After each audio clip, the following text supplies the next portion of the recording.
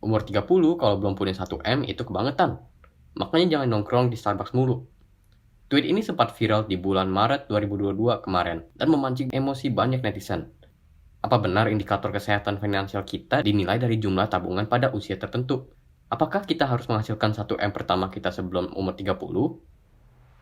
Halo Sobat Sukses, selamat datang ke channel Salam Sukses, di mana kita make success simple. Jadi lu udah punya 1 miliar rupiah di tabungan belum? Bagi yang sudah, selamat ya, semoga makin banyak lagi. Bagi yang masih merintis, video ini pas banget nih buat kamu untuk bantu lu mencapai 1 miliar pertama. Tapi sebenarnya penting gak sih untuk memiliki duit sebanyak 1M? Apalagi sebelum umur 30? Nah, pasti akan ada orang yang bilang nih, wah ngapain cari duit banyak-banyak? Duit gak dibawa mati kok, hidup secukupnya aja. Bener sih, duit memang gak dibawa mati. Tapi kalau gak punya duit, rasanya bikin mau mati gak sih?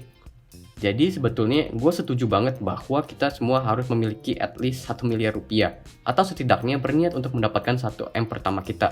Karena di dunia yang kita hidupi sekarang, suka gak suka semuanya itu menggunakan duit.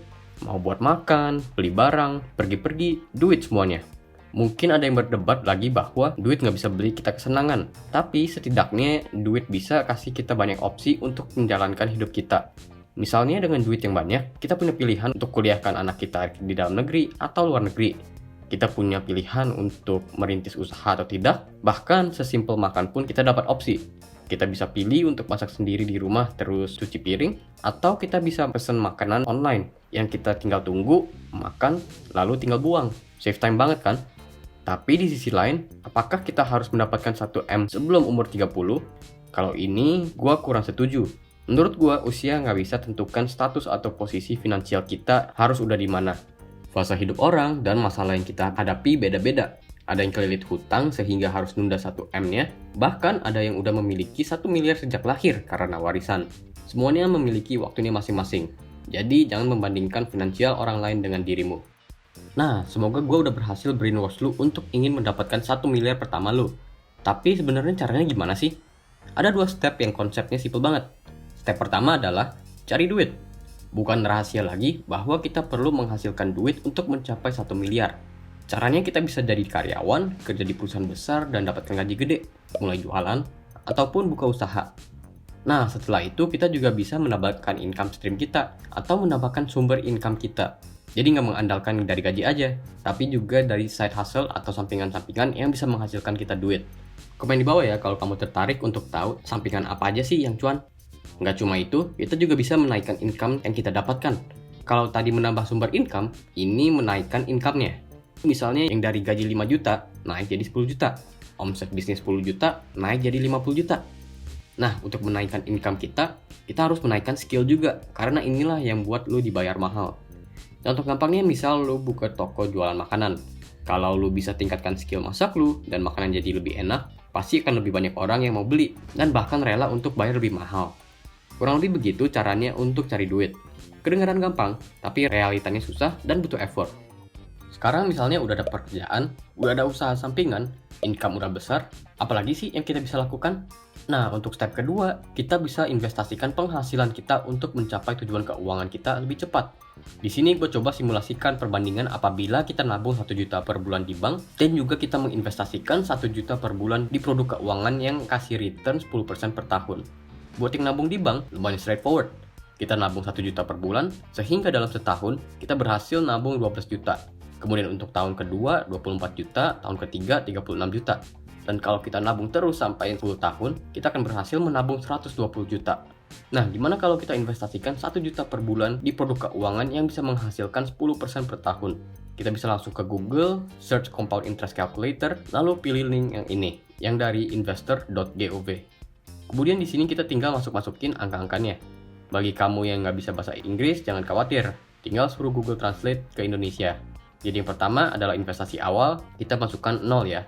Lalu ada kontribusi bulanan, kita masukkan 1 juta karena kita mau investasikan 1 juta per bulan. Lamanya waktu kita masukkan 10 tahun. By the way di sini mata uangnya dolar ya, tapi diasumsi aja ini rupiah. Kemudian untuk suku bunga, kita masukkan 10%. Karena sebenarnya ada banyak investasi yang bisa menghasilkan 10% per tahun dengan mudah. Lalu untuk kisaran varian suku bunganya kita masukkan 3 aja. Jadi investasi kita ada kemungkinan returnnya 7%, Atau kalau lagi bagus 13% karena fluktuatif. Terus yang terakhir kita pilih yang setiap tahun aja. Terus langsung aja pencet hitung. Dalam 10 tahun, investasi 1 juta per bulan kita sudah menjadi 191 juta rupiah. Kurang lebih 70 juta lebih banyak dibandingkan nabung di bank aja. 60% lebih banyak. Bahkan kalau kita lihat di bawah sini, kalau investasi kita lebih bagus dari ekspektasi dan bisa kasih return 13% per tahun, investasi kita bisa sampai jadi 221 juta. Lumayan banget ya, cuma perlu sisihkan 1 juta per bulan untuk diinvestasikan. Oke, mungkin dari kalian ada yang bertanya, emang investasi apa sih yang bisa menghasilkan 10% per tahun? Ada banyak opsi yang berbeda sebenarnya. Salah satunya adalah reksadana, investasi favorit gua. Untuk kali ini, gua akan menggunakan aplikasi Bibit. Jadi sedikit ringkasan aja, apa sih itu reksadana? Reksadana adalah produk keuangan pasar modal yang diolah oleh manajer investasi. Isi dalam reksadananya ada pasar uang, obligasi, dan juga saham.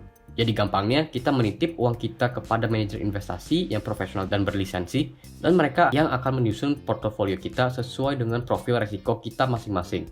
Gua biasanya menggunakan aplikasi Bibit. Kalau kalian memulai, boleh menggunakan kode referral channel ini Salam Sukses ID untuk mendapatkan cashback 25.000. Lumayan duit gratis. Di Bibit, kita bisa buat portofolio baru yang sesuai dengan tujuan investasi kita. Contohnya di sini ada yang buat dana darurat, pensiun, dan di sini ada buat pendidikan, pernikahan, rumah, hiburan, dan lain-lain.